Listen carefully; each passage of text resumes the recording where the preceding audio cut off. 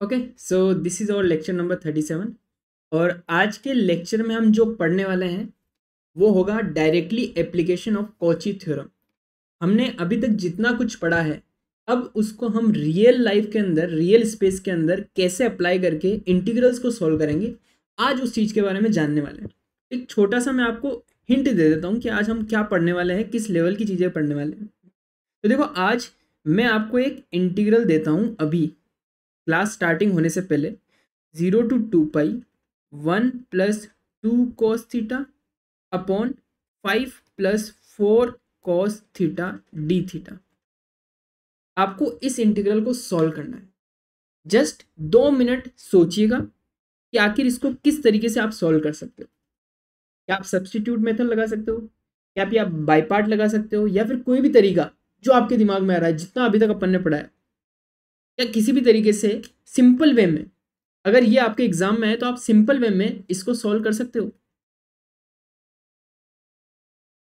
लेकिन क्लास की एंड होते होते मुझे पता है नहीं हो पाएगा। सिंपल वे में आप इसको सॉल्व ही नहीं कर पाओगे रियल स्पेस के अंदर। बट आज की क्लास एंड होते होते आप ऐसे सवालों को भी चुटकियों के अंदर सॉल्व कर पाओगे। ठीक है, सो ये सवाल, ऐसे रियल इंटीग्रल्स को हम कहाँ जाके सॉल्व करते हैं, कॉम्प्लेक्स प्लेन में जाके फिर सॉल्व करते हैं। आज इसी के बारे में आज अपन थोड़ी सी चर्चा करेंगे। उससे पहले सूरज का एक डाउट था कि सर वो जो क्वेश्चन था आपका, इंटीग्रेशन z⁴1/z dz, इसका आंसर नेगेटिव के अंदर आना चाहिए। क्यों? क्योंकि इन्फाइनाइट के ऊपर पोल्स बन रहे हैं। बट आप अगर ध्यान से देखोगे, जब हमने इसको एक्सपेंड किया था तो एक्सपेंड करने पे क्या आया था, 1 + 1/z + 1/z² 2 फैक्टोरियल के साथ में प्लस समथिंग और टर्म्स आ रही थी। तो आप यहाँ से क्लियरली देख सकते हो कि आपके पास z + 1 + 1/2z plus something terms आ रही है। तो यहाँ पे आपका पोल कहाँ बन रहा है, z = 0 पे बन रहा है, न कि z = इन्फाइनाइट के ऊपर। तो ये जो इन्फाइनाइट वाला कॉन्सेप्ट है वो आपका यहाँ नहीं लगेगा। यहाँ आपका सिंपल पोल दे रखा है z = 0। तो 1/z का कोफिशिएंट क्या होता है हमारा, रेजिड्यू। सो 1/2 × 2 पाई आयोटा। सिंपली आपका आंसर क्या हो गया, पाई आयोटा। क्लियर है, डन। और बाकी सबके तो आंसर सही थे, जिन्होंने भी आंसर दिए हैं सबके आंसर सही है। वेल गुड, बहुत अच्छा, आपने होमवर्क पूरा अच्छे से कंप्लीट किया है, नाइस। तो आज हमारा ये कॉम्प्लेक्स और हमारा मैथमेटिकल फिजिक्स का ये लास्ट लेक्चर है। अब ये जो सैटरडे और संडे है, इसमें मैं आपको असाइनमेंट दूंगा। तो जिन्होंने टेलीग्राम ग्रुप ज्वाइन नहीं किया है, जल्दी से उस टेलीग्राम ग्रुप को ज्वाइन कर लो और वहाँ पे आपको असाइनमेंट मिलेंगे। तो उन असाइनमेंट को आपको सॉल्व करना है और मैं इनका सॉल्यूशन जो है एक वीडियो बना के यूट्यूब पे अपलोड कर दूंगा। तब तक आप इनके साथ ज़्यादा से ज़्यादा समय स्पेंड करें, इन क्वेश्चंस के साथ ज़्यादा से ज़्यादा समय स्पेंड करें। ठीक है, उनके सॉल्यूशन आपको मिल जाएंगे। थोड़ा लगे उसके अंदर, थोड़ा अपना दिमाग दे ज़्यादा से ज़्यादा, क्योंकि ये TIFR जस्ट लेवल के सवाल है। जितना आप टाइम देंगे इसके अंदर उतना आपकी मेमोरी शार्प होगी, आप ज़्यादा तरीकों से सोच पाओगे। डन, चलिए फिर आज का ये लेक्चर अपन स्टार्ट करते हैं। आज हम बेसिकली क्या पढ़ने वाले हैं, आज हम पढ़ने वाले हैं definite integrals using complex functions. जो हमने अभी तक पढ़ा है, complex function, Cauchy theorems, whatever, जितना अपन ने आज अब तक कॉम्प्लेक्स पढ़ा है, उन सब की हेल्प से अब हम रियल डेफिनेट इंटीग्रल्स को सॉल्व करेंगे। अच्छा, ये हमें करने की जरूरत क्यों पड़ी? क्योंकि ऐसे रियल इंटीग्रल्स को रियल स्पेस के अंदर सॉल्व करना बहुत ही ज़्यादा टफ हो जा रहा था। इनको आप या तो न्यूमेरिकल मेथड से सॉल्व कर पा रहे थे, और न्यूमेरिकल मेथड जो होती है वो आपको अप्रोक्सीमेट आंसर देती है। आपने पढ़ा होगा आपके ग्रेजुएशन के अंदर न्यूटन रैमसन मेथड और बहुत सारी मेथड्स आपने पढ़ी होगी। SN1 जो 1/3 है और SN2/3 है। These are the methods of numerical analysis. तो उनसे आप ऐसे इंटीग्रल को सॉल्व कर सकते हो। बट अब अगर आपको एनालिटिक मेथड चाहिए, जिनसे आपकी जो वैल्यू है वो आपको एग्जैक्ट पता चले कि हाँ इसकी यही वैल्यू है, अप्रोक्सीमेट नहीं, एग्जैक्ट वैल्यू। सो ऐसे कुछ डेफिनेट इंटीग्रल्स के फॉर्मेट हैं जिनको आप रियल स्पेस में करोगे तो वो बहुत टीडियस हो जाएगा, बट अगर आप कॉम्प्लेक्स स्पेस में जाके उनको सॉल्व करते हो तो आपके लिए उनको एनालिटिकली सॉल्व करना पॉसिबल है। आज उसी के बारे में हम पढ़ेंगे, ठीक है। तो थोड़ा सा लिख लीजिए कि आखिर हम definite integral complex analysis function से कैसे सॉल्व करेंगे उसके बारे में, ठीक है। कुछ लाइनें लिखेंगे और फिर इन सारी चीज़ों को समझेंगे। डन है जी? चलिए तो लिखिए, large number of a large numbers of real definite integrals जिनका जिनका रियल स्पेस में जो इंटीग्रेशन है वो टीडियस हो जाता है। So real definite integral whose evaluation by usual method, जो हमारी डे टू डे के लाइफ के अंदर अपन ने इंटीग्रेशन पढ़े हैं, मेथड्स पढ़े हैं, उन मेथड से उनको सॉल्व करना क्या होता है, बहुत टीडियस होता है, बिकम्स समटाइम्स वेरी टीडियस, बहुत टफ हो जाता है।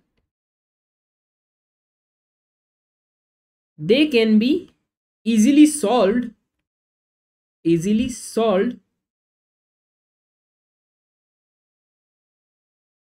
or evaluated by the use of what? By the use of Cauchy theorem of residue. So let's say अगर आपके पास f of x dx a to b, ये आपका रियल स्पेस के अंदर एक डेफिनेट इंटीग्रल है, आपको इसको सॉल्व करना है। तो इसको सॉल्व करने के लिए मैं कुछ आपको एक 3 से 4 लाइन के अंदर, 3 से 4 पॉइंट्स के अंदर फॉर्मेट बता दूंगा, वही फॉर्मेट आपको फॉलो करना है, उसी फॉर्मेट पे इनको सॉल्व करना है, ठीक है। तो इस टाइप के फंक्शंस को आपको सॉल्व करना आज सीखने को मिलेगा, ठीक है। तो देखो क्या ही है तरीका। तो स्टेप्स लिखेंगे अपन सबसे पहले। स्टेप्स, पहला स्टेप क्या है, फाइंड, जो आपका फंक्शन एफ ऑफ एक्स है उससे find a complex analytic function gz from F of x. Sir समझ में नहीं आया, क्या बोला? समझ में नहीं आया। देखो एक एग्जांपल लेता हूं, मैंने बोला find a complex analytic function gz from F of x. इसका क्या मतलब है? लेट्स से अगर आपको मैंने इंटीग्रेट करने के लिए बोला एफ ऑफ एक्स आपका है cos x, ठीक है। क्या आप ऑयलर फॉर्मूले से cos x की वैल्यू निकाल सकते हो कॉम्प्लेक्स प्लेन के अंदर? हाँ सर बिल्कुल निकाल सकते हैं। हमने पढ़ा था e की पावर आयोटा z क्या होता है, cos z plus iota sine z। तो अगर मैं आपसे बोलूं कि f of x is nothing but real part of e की पावर आयोटा z, यहाँ पे z और x आपको वेरिएबल को इंटरचेंज कर सकते हो आप, वो कोई बड़ा इशू नहीं है। मेन चीज क्या है कि क्या आप इस फंक्शन को अपने कॉम्प्लेक्स टर्मिनोलॉजी के अंदर लिख सकते हो क्या? हाँ सर बिल्कुल लिख सकते हैं। क्यों? क्योंकि e की पावर आयोटा z का रियल पार्ट क्या है, cos z, और मुझे यहाँ पे क्या चाहिए, cos x। सो मैंने अपने f ऑफ x को g ऑफ z एक कॉम्प्लेक्स एनालिटिक फंक्शन में लिख दिया, जो कि कैसे लिखूंगा, रियल पार्ट ऑफ e की पावर आयोटा z, या इसको ऐसा भी लिख सकता हूँ e की power iota z plus e की power minus iota z divided by 2। क्या दोनों तरीके सही है? दोनों तरीके से आप इसको लिख सकते हो, ठीक है। तो पहला स्टेप क्या है, जो भी आपको इंटीग्रल दिया जाएगा उसका जो रियल पार्ट होगा, रियल फंक्शन होगा, उस फंक्शन को आपको कन्वर्ट करना है किसमें, कॉम्प्लेक्स एनालिटिक फंक्शन gz के अंदर। उसे क्या तरीके हैं वो सारे अभी एग्जांपल से आप सीख जाओगे। क्लियर है जी ये बात? ठीक है। दूसरा स्टेप के बारे में बात करते हैं। सेकंड स्टेप आपका क्या है कि pick a closed, very important, इसके बारे में थोड़ा ध्यान देना, pick a closed contour C that, क्योंकि अब हम किस में आ गए हैं, कॉम्प्लेक्स प्लेन में आ गए, कॉम्प्लेक्स फंक्शन में आ गए। तो अब आपको क्या करना है, एक कंटूर सी इस तरीके से चूज करना है that includes the part of the real axis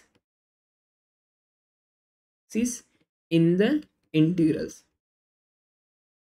It's a very specific for polynomial function. Trigonometric function के लिए ये ज़रूरी नहीं है। ट्रिग्नोमेट्रिक फंक्शन के लिए तो आपको एक राउंड मारना है, वो ईजी है। But this is for polynomial function जिनकी लिमिट माइनस इन्फाइनाइट से इन्फाइनाइट, जीरो से इन्फाइनाइट, उस केस में जा रही है। सो थोड़ा सा बता देता हूँ यहीं पे, अगर आपकी लिमिट दे दी आपको माइनस इन्फाइनाइट से इन्फाइनाइट, तो जब आप कॉम्प्लेक्स प्लेन में कन्वर्ट कर दोगे तो आपका z कहाँ से स्टार्ट हो रहा है? माइनस इन्फाइनाइट से। खत्म कहाँ हो रहा है? प्लस इन्फाइनाइट पे। तो मैं अगर ऑर्गन प्लेन में बनाऊं ये सब चीज़ें, तो वो कैसी जानी चाहिए? आप स्टार्ट कहाँ से करोगे? हम स्टार्ट करेंगे सर माइनस इन्फाइनाइट से। तो मैंने यहाँ से स्टार्ट किया, गया गया गया गया गया गया गया रियल एक्सिस के अलॉन्ग, इन्फाइनाइट पे जाके खत्म हो गया। बट क्या ये एक क्लोज्ड कंटूर है? क्योंकि मेरी कॉची थ्योरम तो क्लोज कंटूर के लिए लगती है। तो मुझे क्लोज कंटूर बनाने के लिए या तो मैं इसको ऐसे बना सकता हूं, या तो मैं इसको ऐसे बना सकता हूं सेमी सर्कल, या फिर यहां से मैं नीचे भी जा सकता हूं। So both way are correct, दोनों तरीके सही है। या तो आप अपर हेमी सर्कल ले लो या फिर आप लोअर हेमी सर्कल ले लो, दोनों मेथड से आपका आंसर सेम ही आएगा। क्लियर है जी? तो मैं इसको दोनों तरीके से बना देता हूं। तो इधर you can go for this और you can go for right वाला। सो दो पार्ट में बना देता हूं। So let's say we have a limit a equals to infinite, b equals to infinite, minus infinite से प्लस इन्फाइनाइट है। तो आप क्या करोगे? आप रियल एक्सिस पे जाओगे माइनस इन्फाइनाइट पे और रियल एक्सिस पे जाओगे प्लस इन्फाइनाइट पे। आपने एक कंटूर बनाया अलॉन्ग सी। अब इसको क्लोज करना है तो मैं क्या करूँगा? कुछ इस तरीके से इसको क्लोज कर दूंगा। ठीक है, तो इस तरीके से आपको क्लोज कंटूर बनाना है। Different different type of function के लिए डिफरेंट डिफरेंट तरीके से बनेगा। ठीक है, दूसरी चीज, आप चाहो तो इसको डाउन सर्कल भी बना सकते हो, ऐसा कोई कंस्ट्रेंट ही नहीं है आपके कि आपको ऐसे ही बनाना है। मेरी मर्जी कर गई तो मैं इसको ऐसे बना दूंगा प्लस इन्फाइनाइट, और आपका सर्कल बन गया इस तरीके से। ठीक है जी, तो आप दोनों तरीके से बना सकते हो। घूम कैसे रहे हो? Anti clockwise. ये ध्यान रखना, ये चीज मैंने ऑलरेडी आपको बता दी है। अगर आप गलती से क्लॉकवाइज चल गए तो आपका जो फाइनल आंसर होगा उसमें आपको नेगेटिव क्या करना पड़ेगा? मल्टीप्लाई करना पड़ेगा। सो सेकंड स्टेप कंप्लीट हुआ। फर्स्ट स्टेप में क्या करना है? जो आपका रियल फंक्शन है उसको कन्वर्ट करना है कॉम्प्लेक्स फंक्शन में। डन। दूसरा काम क्या करना है? जो कि आपकी लिमिट दे रखी है उस लिमिट के हिसाब से आपको अपने कंटूर को क्या करना है? एडजस्ट करना है, जिससे आपका रियल पार्ट जो भी आपकी लिमिट्स है वो आपके कंटूर में इंक्लूड हो जाए। डन। तीसरे पार्ट के बारे में बात करते हैं। थर्ड स्टेप क्या है sir? This is your third step. So use the residue theorem,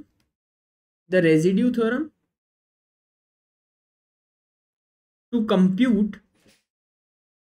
compute complex C zz dz। ठीक है, रेजिड्यू थ्योरम यूज करनी है और इसको कैलकुलेट करना है। Last but not the least, back to the real space. आप रियल स्पेस से कॉम्प्लेक्स स्पेस में गए, अब आपने सब कुछ कर लिया काम वहां पे, अब आप वापस कहाँ जाओगे? रियल स्पेस में। Back to real space and deduce the value of integral we want. जो वैल्यू हमें चाहिए वो हमको क्या कर लेंगे? हम वहां से डिड्यूस कर लेंगे, वापस से निकाल लेंगे। चारों स्टेप कंप्लीट हुए। Let's revise it. पहला काम क्या करना है? जो आपका रियल फंक्शन है उसको आपको कन्वर्ट करना है किसमें? कॉम्प्लेक्स फंक्शन के अंदर। डन। पहला काम होते हैं। दूसरे काम के ऊपर चलते हैं। दूसरे काम में क्या करना है? जो आपने नया फंक्शन बनाया है जो कि आपका कॉम्प्लेक्स इंटीग्रेशन है, उसमें जो वैल्यूज है, उसमें जो लिमिट्स है, उन लिमिट्स के अकॉर्डिंग आपको अपने कंटूर को डिजाइन करना पड़ेगा। तो लेट्स से अगर आपके पास ट्रिग्नोमेट्रिक फंक्शन बना तो आपका कंटूर कैसा बनेगा? एक सर्कल। क्यों? क्योंकि इसमें थीटा की वैल्यू 0 से 2π तक जानी चाहिए। दूसरा तरीका क्या हो सकता है कि आपकी लिमिट्स दे दी है माइनस इन्फाइनाइट से प्लस इन्फाइनाइट, तो अब आपको क्या करना पड़ेगा? z के माइनस इन्फाइनाइट छोर से z के प्लस इन्फाइनाइट वाले छोर तक जाना पड़ेगा। अब आपको इसको क्लोज करना है, तो इधर you can go upper circle और you can go down circle, दोनों तरीके से कर सकते हो, तो सेम ही चीज आती है। ठीक है, थर्ड स्टेप क्या करना है? Use the residue theorem to compute your complex integration. जो कि हम करते आ ही रहे हैं अभी तक। कॉची इंटीग्रल फॉर्मूला लगाया, कॉची थ्योरम लगाई, तो इन सारे तरीके से आप आराम से अपने इंटीग्रल को सॉल्व कर सकते हो। डन। चौथा पार्ट कहाँ आता है, जब आपको अब आपका आंसर आ चुका है, बट ये जो आंसर है वो किसके अकॉर्डिंग है, कॉम्प्लेक्स स्पेस के अकॉर्डिंग है। अब आपको वापस कैसे आना पड़ेगा, रियल स्पेस में आना पड़ेगा। तो आप क्या करोगे, वापस से रिवर्स इंजीनियरिंग करके वापस आ जाओगे। डन है जी। चलिए अब थोड़ा सा एक एग्जाम्पल देते हैं और उस एग्जाम्पल से इसको समझने की कोशिश करते हैं। ठीक है। सो आपके पास दो टाइप के मैं इंटीग्रेशन, डेफिनेट इंटीग्रेशन सॉल्व करना सिखाऊंगा। दो ही आपके मेन आएंगे, उसके अलावा और भी हायर होते हैं जो आप अपने मास्टर्स में पढ़ोगे। I don't want to include that. ठीक है। तो जितना आ सकता है आपकी जेम जस्ट टीएफआर के अंदर, उतना मैं आपको कंप्लीट करा देता हूँ। उससे भी और ऊपर होते हैं जिसमें ब्रांच कट्स करने पड़ते हैं, तो वो आपको वहीं पे पढ़ना है। ठीक है। चलिए, तो जैसे एक छोटे से सवाल से स्टार्ट करते हैं। लेट्स से आपको दे दिया इंटीग्रेशन कैलकुलेट करने के लिए डी थीटा अपॉन में 5 माइनस 3 कॉस थीटा। लिमिट दे रखी है 0 से 2 पाई। अब मेरा जैसा आदमी जिसने कभी कॉम्प्लेक्स इंटीग्रेशन के बारे में नाम भी नहीं सुना, वो बैठ के सोचेगा कि यार आसान सा दिख रहा है, सॉल्व किया जा सकता है, चलिए इसमें थोड़ा सा टाइम लगाते हैं, इसको थोड़ा सा टाइम देते हैं। वो सोचेगा कि चलो इसको ऐसा करते हैं, सब्स्टिट्यूट मेथड लगा के टी मान लेते हैं। टी माना, सो यहाँ से टी माना तो 5 minus 3 cos theta equals to t, और यहाँ से डेरिवेटिव किया तो कितना आ गया, माइनस का sine theta d theta divide by D T by 3। अब इसको यहाँ पुट किया, लेकिन ऊपर तो साइन थीटा है ही नहीं। तो ऐसा करते हैं, इसमें और कन्वर्जन करते हैं, कन्वर्ट कर करके पता चला कि एक पता नहीं मैसअप बन गया। उस मैसअप से कुछ नहीं होने वाला। राइट मेथड क्या है यहाँ पे, राइट मेथड है यहाँ से डील करो इन सबको, कैसे, कॉम्प्लेक्स प्लेन में जाके। और आज अपन यही सीखेंगे। और वो जो सवाल जो मैंने स्टार्टिंग के लेक्चर स्टार्ट होने से पहले आपको दिया है, वो सवाल अभी आप ही सोल्व करेंगे जैसे ही लेक्चर एंड होगा। ठीक है जी। और उसका आंसर आप लोग ही कमेंट सेक्शन में देंगे। क्या डन है, ये प्रॉमिस है आपका। चलिए, तो आज पहले इसको सीखते हैं कि इसको सॉल्व कैसे किया जाता है। तो मैंने जैसे आपको बताया, आपको पहला स्टेप क्या करना है, इसको कन्वर्ट करना है एफ ऑफ एक्स को, जैसे एफ ऑफ थीटा दे रखा है, तो इसको आपको कन्वर्ट करना है जी जेड के अंदर। डन है। तो जी जेड के अंदर इसको कन्वर्ट करेंगे तो कैसे करेंगे सर, मुझे पता है ई की पावर आयोटा थीटा क्या होता है, cos theta plus iota sine theta होता है। और मैं अगर z को e की पावर आयोटा थीटा मान लूं, तो 1/z क्या होगा, e की पावर माइनस आयोटा थीटा। और अगर मैं इन दोनों को ऐड करूंगा, क्योंकि मेरा cos थीटा क्या होता है सर, e की power iota theta plus e की power minus iota theta divided by 2। तो इसको अगर मैं सही ढंग से लिखना चाहूँ तो क्या ये यही है, क्या cos थीटा यही है। इसको मैंने gz फॉर्मेट में लिख दिया। अब इस वैल्यू को यहाँ पे सब्सटीट्यूट करो, जैसा आपने माना z e की पावर आयोटा थीटा, तो आपका dz क्या हो जाएगा, आयोटा e की power iota theta d theta. It is again z, so dz upon में z equals to iota d theta. तो these are the two substitution जो आपको करने पड़ेंगे इसको सॉल्व करने के लिए। आप अपने नॉर्मल सब्सटीट्यूशन से नहीं कर सकते, ऐसे ही सब्सटीट्यूशन करने पड़ेंगे। डन। चलिए अब सारी वैल्यूज को पुट करते हैं। तो यहाँ पे अगर आपने वैल्यूज पुट करी तो आपका कंटूर बन गया, dz की जगह आप क्या लिखोगे, dz अपॉन में z आयोटा, और नीचे आपके पास क्या है 5 माइनस 3, कॉस की जगह आप लिखोगे 1/2 z प्लस 1/z। डन। इसको थोड़ा सा और सही ढंग से सॉल्व करते हैं। तो क्या आया, आयोटा ब्रैकेट एलसीएम लिया 10z minus 3 bracket z square plus में 1 अपॉन में 2z, बाहर क्या है z, और ये इंटीग्रेशन z से z कैंसिल, 2 ऊपर चला जाएगा तो 2 अपॉन में आयोटा कांस्टेंट है। अंदर क्या बचा आपके पास, minus 3z square plus 10z minus का 3। तो अगेन माइनस कॉमन लेके आयोटा को ऊपर भेज के आप इसको आराम से ऐसे लिख सकते हो, 2 आयोटा dz अपॉन में 3z square minus 10z plus 3। ठीक है जी। तो अब आपका जो फंक्शन है F of x, F of theta, जो कि है वो कन्वर्ट हो चुका है किसमें, एफ ऑफ जेड में। ये काम हो गया। नाउ क्योंकि थीटा की वैल्यू तो कहां से कहां तक है, 0 से 2 पाई तक, ठीक है, ये हमारा कंटूर है। तो अब यहाँ पे अपन क्या करेंगे, इसके रेजिड्यूज निकालेंगे जो कि हमारे यूनिट सर्कल के अंदर आ रहे हैं। यूनिट सर्कल ही क्यों लिया, क्योंकि मेरा z है e की पावर आयोटा थीटा। यहाँ z एक्चुअल में क्या होता है, r e की पावर आयोटा थीटा होता है, बट r मैंने क्या माना है 1। तो यहाँ पे अपना जो रेडियस है वो क्या है 1। तो 1 रेडियस के कॉन्टूर के अंदर जो भी हमारा पोल होगा उस पोल के कोरस्पॉन्डिंग हम क्या निकालेंगे, रेजिड्यू। करें सर, चलिए। तो आपके पास आ गया 2 iota integration D Z close contour 3z² तो इसके आप फैक्टर कर सकते हो easily, 3z² minus 9z minus का z प्लस का 3। तो क्या हो गया सर फैक्टर, फैक्टर हमारे पास हो गए integration D Z 3z minus 1 bracket z minus 3। तो z इक्वल्स टू 3 जो हमारा पोल है that is outside over contour, but z equals to 1/3 जो है वो हमारे इनसाइड ऑफ द कंटूर है। तो अगर मैं आपसे पूछूं residue of z equals to 1/3 वो क्या होगा, हमने लास्ट लेक्चर में सीखा है लिमिट z टेंस टू 1/3, क्योंकि ये सिंपल पोल है डायरेक्टली आप लिख सकते हो z minus 1/3 into f of z, वो क्या है 1/z। तो यहाँ से 3 कॉमन ले लेना पहले, 2 आयोटा बाई 3 डी जेड। तो यहाँ से क्या गया z माइनस 1/3 और z माइनस 3, इससे ये कट गया, z की वैल्यू 1/3 पुट करी तो क्या आया 1/1/3 माइनस 3, तो यह हो गया 9, 9 में से 1 गया तो 8, सो 3/8 माइनस का, तो ये आपका रेजिड्यू हो गया। तो जो आपका फाइनल आंसर होगा क्या होगा सर, वो 2 iota by 3 into 2 pi iota into minus का 3/8 which is your residue. Done है। तो यहाँ से अगर आप कहोगे आयोटा स्क्वायर कितना हो जाएगा, -1 माइनस माइनस कट गया, 4 से 2 कट गया, 3 से 3 कट गया, तो बचा क्या 5/2। This is your answer. क्या क्लियर है, थोड़ा सा अगर मैं कुछ स्टेप मैंने मिस किए हैं मैं बता देता हूँ आपको। आपका एफ ऑफ जेड क्या है यहाँ पे, this quantity and this quantity and this quantity, ठीक है, ये पूरा आपका एफ ऑफ जेड है। इस एफ ऑफ जेड को आपको यहाँ पुट करना है, याद है सबको वो format, limit z tends to a z minus a f of z। तो जब आप पुट करोगे तो आपका फाइनल आंसर जो होगा रेजिड्यू का वो ये है,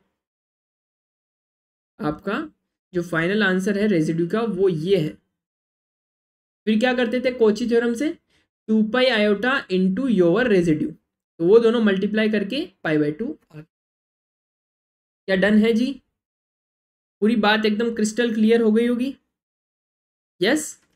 चलिए एक और सवाल करेंगे, बहुत ही अच्छा सवाल था ये भी, एक और सवाल करेंगे फिर आपको मैं होमवर्क के लिए वो सवाल दूंगा बाकी, ठीक है। तो एक पहले होमवर्क के लिए दे देता हूँ सिमिलर सवाल, आप प्रैक्टिस कीजिएगा इसके लिए। 0 to 2 pi D theta upon में 5 माइनस 4 साइन थीटा, ठीक है, ये सवाल आप होमवर्क कीजिएगा, प्रैक्टिस हो जाएगी आपकी। एक और टाइप बता देता हूँ मैं, सो एक और टाइप लिखिए 0 से 2 पाई कॉस 2 थीटा अपॉन में 5 plus 4 cos theta d theta. इसको कैसे करेंगे अगर ऐसा सवाल आ गया तो, गिव इट अ ट्राई, थोड़ा सा सोचिए इसके बारे में कि सर कैसे कर सकते हैं। क्या हम किसी भी तरीके से इस एफ ऑफ थीटा को जी ऑफ जेड के अंदर कन्वर्ट कर सकते हैं, बस आपको ये सोचना है। 1 मिनट दीजिए दिमाग के अंदर, थोड़ा सा सोचने की कोशिश कीजिए, फिर मैं इसको डिस्कस करता हूँ।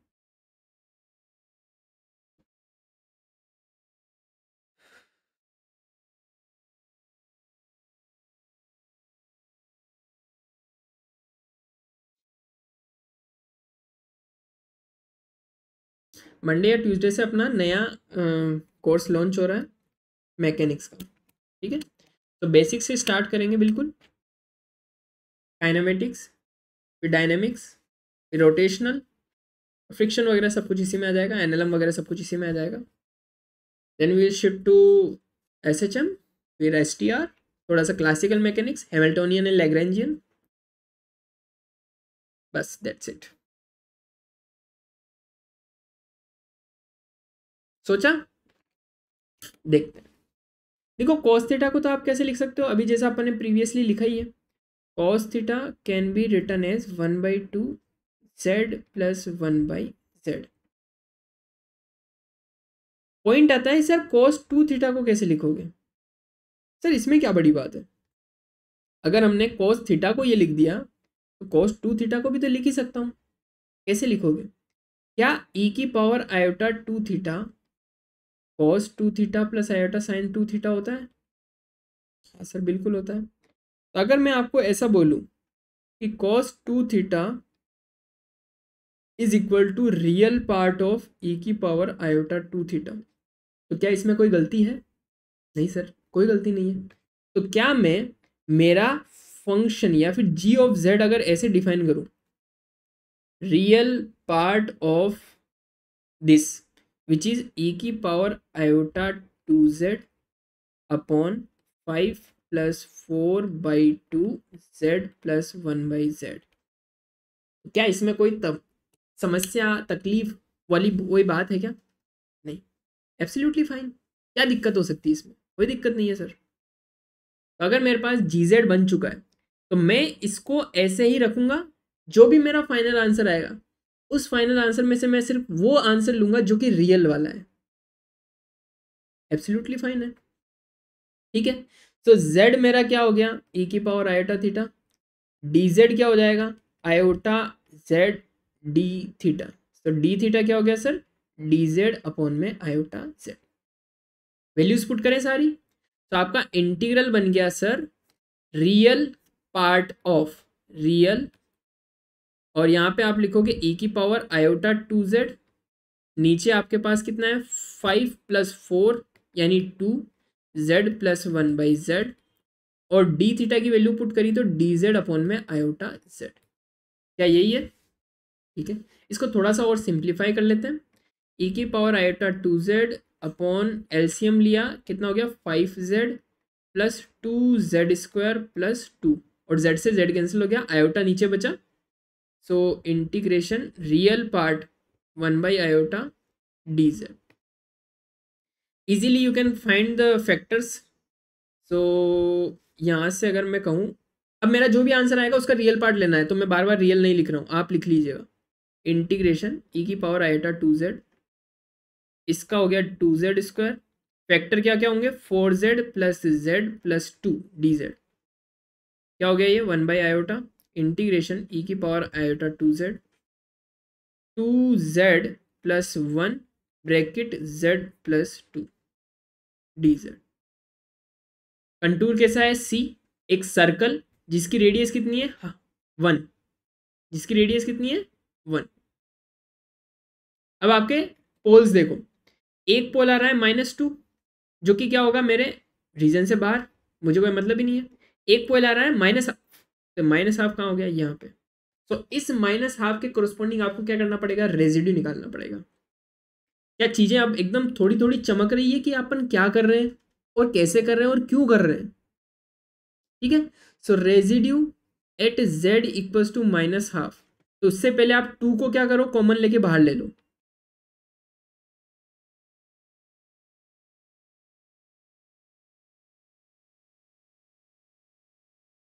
ठीक है। तो अब आप रेजिड्यू निकालेंगे, तो रेजिड्यू कैसे निकालेंगे, limit z tending to -1/2 z -1/2 z plus half sorry into f of z. F of z क्या है आपका 1/2 आयोटा e की power iota 2z upon z plus half and z plus 2। तो क्या दिखा सर, ये कैंसिल हो गए, z की वैल्यू -1/2 पुट करेंगे 1/2 आयोटा e की पावर माइनस माइनस माइनस का कितना हो गया, माइनस का आयोटा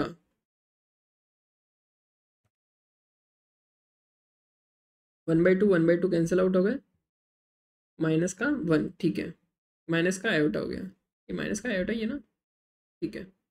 ओके, नीचे क्या है आपके पास, z की जगह माइनस आप पुट करा तो यहाँ पे बचेगा आपके पास 3/2, राइट, 2 से 2 कैंसिल, और ये आपके पास बन गया अब e की पावर माइनस आयोटा अपॉन में 3 आयोटा। तो ये आपकी रेजिड्यू की वैल्यू आई है। आंसर क्या होगा final, 2 iota into sum of residue, जो कि क्या उतना हो गया 2 आयोटा बटा 3 आयोटा इंटू ई की पावर माइनस आयोटा, आयोटा से आयोटा कैंसिल, 2 π/3 ई की पावर माइनस आयोटा। क्या यही आंसर है? नहीं, इसका रियल पार्ट आपको लेना है। तो अभी और रुकिए, तो आपका फाइनल आंसर क्या होना चाहिए, 2 π/3 ई की पावर माइनस आयोटा को क्या लिखूंगा, cos 1 plus iota sine, minus iota है ना तो माइनस का आ जाएगा साइन। तो रियल पार्ट क्या है आपका, 2 π/3 cos 1। This is your answer. है बड़ा बड़ा सारा, है बड़ा भयानक, लेकिन है बहुत प्यारा। क्या चीज़ें चमकी थोड़ी थोड़ी। तो इस तरीके से आप रियल फंक्शंस के इंटीग्रेशन निकाल सकते हैं using complex methods, complex functions method, Cauchy theorem method. ठीक है, तो थोड़ा सा ट्राई कीजिएगा, इन सवालों को करने की कोशिश कीजिएगा। बाकी मैं आपको और असाइनमेंट के अंदर सवाल दे दूंगा, तो टेलीग्राम ग्रुप ज्वाइन कर लीजिएगा, फिजिक्स तड़का जैम जैस TFR वाला। ठीक है, उसके अंदर अब मैं अपडेट देता रहूँगा आपको असाइनमेंट की और जो भी प्रॉब्लम प्रैक्टिस होगी उनकी। ठीक है, एक क्वेश्चन थोड़ा सा अपन रियल वाला कर लेते हैं, जिसमें लिमिट जो है वो माइनस इन्फाइनाइट से इन्फाइनाइट है, and we will finish the entire MP course here. तो देखिए, अगर आपके पास इंटीग्रेशन ऐसा कुछ दे दिया है, माइनस इन्फाइनाइट से इन्फाइनाइट 1/1 प्लस x² की पावर 2 dx। तो 12th तक, ग्रेजुएशन तक आपने कभी भी इस टाइप का इंटीग्रेशन सॉल्व नहीं किया होगा। आपने क्या सॉल्व किया होगा, इंटीग्रेशन ऑफ 1 + 1 x² dx। क्या होता है सर, tan इनवर्स x/a। अब यहाँ पे स्क्वायर लगा दिया, अब क्या करोगे, कोई मेथड ही नहीं है हमारे पास सॉल्व करने की, लेकिन है अब, क्योंकि हमने कॉम्प्लेक्स इंटीग्रेशन पढ़ा है भाई अभिषेक सर। ठीक है, तो देखो कैसे करेंगे इन सारे सवालों को। पहला काम क्या है, आपको अपने f(x) को कन्वर्ट करना है किसमें, g(z) के अंदर। तो सिंपल है, यहाँ तो आपके पास पॉलिनोमियल फंक्शन है, तो x को सिंपली आप z के अंदर कन्वर्ट कर सकते हो। तो 1 + z² का होल स्क्वायर, ये आपका क्या बन गया, फंक्शन। अब इसका जो कंटूर होगा वो कैसा होगा, that is the important part. तो मुझे कंटूर बनाना है, तो मेरा स्टार्टिंग कहाँ से होनी चाहिए, माइनस इन्फाइनाइट से, तो मैंने यहाँ से स्टार्ट किया, प्लस इन्फाइनाइट तक गया। Now I want to keep it closed, so मैंने क्या किया, upper circle, upper semi circle क्या किया, कंटूर बनाया। इस कंटूर की जो रेडियस है वो कहाँ जाएगी, इन्फाइनाइट तक जाएगी। ठीक है, नाउ अब आपको कैलकुलेट करना है कि ये जो आपका f(z) या फिर g(z) है, क्या है सर, 1 + z² का होल स्क्वायर। क्या इस कंटूर के अंदर कोई मेरा पोल आ रहा है, चेकआउट करते हैं। तो क्या मैं इसको आयोटा प्लस z का होल स्क्वायर और आयोटा माइनस z का होल स्क्वायर लिख सकता हूँ, या इसको ऐसे भी लिख सकता हूँ कि मेरा g(z) जो है वो 1/z प्लस आयोटा का होल स्क्वायर और z माइनस आयोटा का होल स्क्वायर है। क्या दोनों तरीके सही है, क्योंकि स्क्वायर है ना, तो आगे पीछे आप प्लस माइनस करोगे, इट डजेंट मैटर। तो यहां से मेरे पास दो पोल्स मिल रहे हैं, one is z equals to minus iota और one is z equals to iota. तो अगर एज्यूम कीजिए आपने सर्कल डाउन वाला लिया होता, तो आपका जो पोल होता वो कौन सा होता, माइनस आयोटा वाला, बट आपने अप वाला लिया तो आपका पोल क्या है, z equals to iota. Rest आपको उससे मतलब नहीं है, वो आपके कंटूर से बाहर है, वो मेरे पैर या फिर मेरे टांग अड़ा ही नहीं रहा है, तो मुझे उससे कोई मतलब नहीं है। मुझे मतलब किससे है, सिर्फ इससे। क्या मैं इसके कॉरस्पॉन्डिंग रेजिड्यू निकाल लूँ, चलिए। तो इसके कॉरस्पॉन्डिंग रेजिड्यू निकालने के लिए आपको एक तरीका सिखाया था, जब आपका सिंपल पोल की पावर 2 हो जाती है तो वो सिंपल नहीं रहता है। उस केस में आपके पास सॉल्व करने का क्या तरीका था, 1/n - 1 फैक्टोरियल, तो मतलब कितना, 2 - 1 into d by d z bracket z minus iota का whole square f of z वो कितना है जेड प्लस आयोटा का whole square z minus iota का होल स्क्वायर। ये अपन रेजिड्यू निकाल रहे हैं किसका जेड इक्वल्स टू आयोटा। तो ये कैंसिल इसका डिफ्रेंशिएशन करेंगे तो कितना आएगा -2 में जेड माइनस आयोटा का होल स्क्वायर। अच्छा मैंने गलत आदमी को कैलकुलेट कर दिया, इसको नहीं काटना है इसको काटना है, ठीक है इसको काटते हैं, ठीक है। तो यहाँ से आप जब आप z equals to iota put करेंगे तो क्या आएगा आपके पास -2 में इसकी पावर 3 हो जाएगी और 2 आयोटा की पावर 3 यानी -2 में आयोटा स्क्वायर -1 हो गया आयोटा बच गया तो minus iota into 8 minus minus cancel 2 4 cancel minus iota by 4 आपका रेजिड्यू आया, ठीक है। रेजिड्यू आ चुका है, रेजिड्यू आ चुका है, आंसर क्या होगा कॉची थ्योरम क्या कहती है 2 pi iota into sum of residue. Residue कितना है माइनस आयोटा बाई 4, आंसर कितना हो गया 5/2। सिंपल। क्या क्लैरिटी आई, क्या क्लैरिटी आई। आपको पता है एक सवाल ऐसे भी दे सकता है यहाँ पे लिमिट चेंज कर देगा 0 से, तो आपको उससे क्या मतलब है, आप तो माइनस इन्फिनिट से प्लस इन्फिनिट निकालिए, जैसे आपने निकाल लिया तो ये इवन फंक्शन है तो इसका हाफ हो जाएगा तो π/4 उसके लिए आंसर हो जाएगा। तो मैं यहाँ पे लिखा देता हूँ माइनस इन्फिनिट से इन्फिनिट के लिए 1/1 + x² का whole square dx is equals to आया है कितना π/2। तो 0 से इन्फिनिट 1/1 + x² का होल स्क्वायर का dx वो कितना होगा π/4, ठीक है जी। तो इस तरीके से आपको इन सारे सवालों को सॉल्व करना है। तो मैं आपको कुछ होमवर्क दे देता हूँ, उन सवालों को आप प्रैक्टिस कीजिएगा, ठीक है। आसान से सवाल है, थोड़ा सा आप अगर इसमें एफर्ट मारेंगे तो आपसे हो जाएगा। तो एक एग्जांपल लिखिए 0 से इन्फिनिट cos x में x² + b² dx, इसको आपको प्रूफ करना है πe⁻⁻b में 2b, ठीक है। तो ये इसका आंसर है, इसको सॉल्व करने की कोशिश कीजिएगा। और एक और सवाल मैं आपको दे देता हूँ 0 to इन्फिनिट। देखिए हमने इसके अंदर बहुत एफर्ट मारे हैं, मैंने इसलिए मारे क्योंकि नेक्स्ट एग्जाम आपका TIFR का एग्जाम है। तो अगर आपने इसको अच्छे से प्रैक्टिस किया है तो इसके 5 नंबर आपके कहीं नहीं जाने वाले, ठीक है। और 5 नंबर ही आपको इंटरव्यू के लिए क्वालिफाई कर भी सकते हैं और हटा भी सकते हैं। प्लीज इनको प्रैक्टिस कीजिएगा। एक और सवाल लिखिए x² में x⁻6 + 1 dx, इसका भी आंसर बता देता हूँ मैं आपको π/6, ताकि आप कंफर्म रहें जो मैंने किया है वो सही किया है या नहीं किया, ठीक है। तो ये 2 प्रॉब्लम्स आपको करनी है होमवर्क वापस से, एक और कर सकते हो चाहो तो 0 to इन्फिनिट, अगर ये दोनों हो जाती है तो 1 + x⁻4 dx, ये क्या हो, ठीक है जी। तो आज का ये लेक्चर यहीं पे समाप्त होता है। हमने काफ़ी कुछ पढ़ा है, काफ़ी कुछ सीखा है, बहुत सारी चीज़ें हमने नई भी सीखी है, बहुत सारी हमारी पुरानी थी वो हमने रिवाइज भी करी है। तो इट्स अ गुड थिंग, आपकी नॉलेज में थोड़ा थोड़ा इम्प्रूवमेंट हो रहा है, it's a good thing. Daily आप अपने अंदर कुछ इम्प्रूव कर रहे हो, इट्स अ गुड थिंग। सो अपने आप को अप्रिशिएशन दो, शाबाशी दो, ठीक है जी। तो this is all for today, हमने काफ़ी कुछ कवर अप कर लिया है और ये आपका होमवर्क है। चलिए मैं वो जो आपको पहला सवाल दिखाया था उसको मैं ही सॉल्व करता हूँ, and you can't even imagine कि ये इतनी आसानी से सॉल्व हो जाएगा। करें इसको। तो आपके पास सवाल क्या है 1 + 2 cos theta, right. Let's go to the last slide. Okay,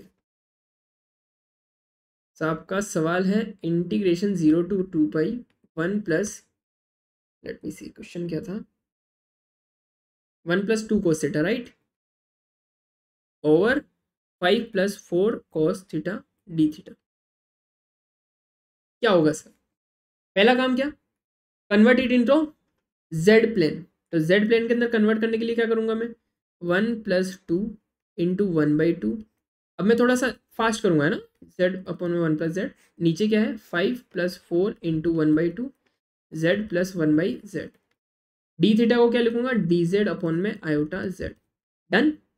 इसको सिंप्लीफाई करते हैं, 2 से 2 कैंसिल, z और ये आपस में जुड़ेंगे तो क्या आएगा, z प्लस z² प्लस 1। नीचे वाले z से नीचे ऊपर वाले z को मैं उड़ा दूंगा, 2 2 ज़ा 4, ये कितना बन गया 5z plus 2z² plus 2। Done. और यहाँ पे आपके पास क्या है, डी जेड अपॉन में आयोटा जेड। तो ये आपके पास फंक्शन है। तो इसको थोड़ा सा और ढंग से लिख देता हूँ मैं, z² प्लस z प्लस में 1 अपॉन में आयोटा, अलग लग दो, z ब्रैकेट, और इसके अगर आप फैक्टर करोगे तो हो जाएंगे क्या, सो फैक्टर होने चाहिए 4 और 1। तो 4 और 1 के लिए मैं अगर यहाँ पे साइड में करूँ 2z² plus 4z plus 1z plus 2, तो फैक्टर बन रहे हैं 2z प्लस 1, 2z प्लस में 1, तो यहाँ पे z प्लस 2 बचा, प्लस में 1 ब्रैकेट z प्लस 2।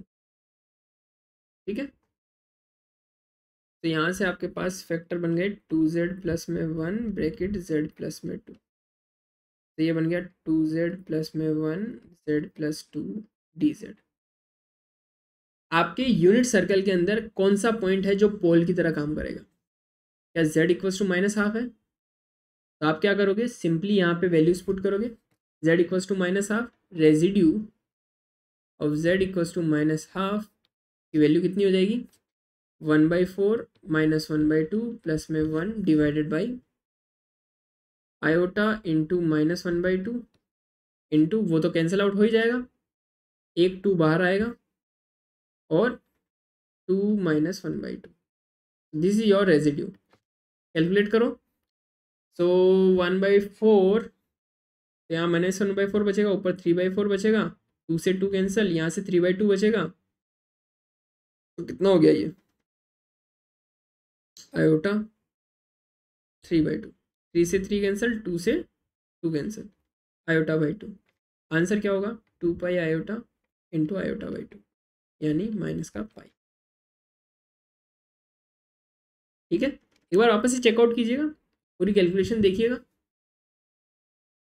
ठीक है जी, this is all for today, आज के लिए बस इतना ही। और बाकी असाइनमेंट आपको मिलेंगे, असाइनमेंट के सॉल्यूशन सैटरडे संडे आपको मिल जाएंगे मोस्ट प्रोबेबली, अगर मैं थोड़ा सा मेरे काम से मुक्त रहा तो। बाकी आपको असाइनमेंट प्रॉपर मैं दे दूंगा, तो वो आप आराम से सॉल्व कीजिएगा। अभी तक जो कुछ हो चुके हैं उनको भी आप प्रैक्टिस कीजिएगा, PYQs लगाइए, जितना भी कंटेंट अवेलेबल है पूरे गूगल पे सबको लगा दीजिए मैथमेटिकल फिजिक्स के। ठीक है, जो भी क्वेश्चन नहीं होते हैं आप ग्रुप में डिस्कस कीजिए एक दूसरे के साथ। ओके जी, thank you so much, see you in the next course, जो कि हमारा मैकेनिक्स का रहने वाला है, मंडे या ट्यूसडे को स्टार्ट होगा। तब तक के लिए आप मैथमेटिकल फिजिक्स के जितने भी क्वेश्चंस हो सकते हैं वो सारे प्रैक्टिस कीजिए, ग्रुप के अंदर आराम से डिस्कस कीजिए उनको, मैं अवेलेबल रहूँगा तो मैं आराम से उनको अंदर हेल्प कर दूंगा आपकी। बट आपस में इंटरेक्शन क्रिएट कीजिए, एक अच्छा नेचर बनाइए, एक अच्छा कल्चर बनाइए अपने अंदर। ठीक है, ओके।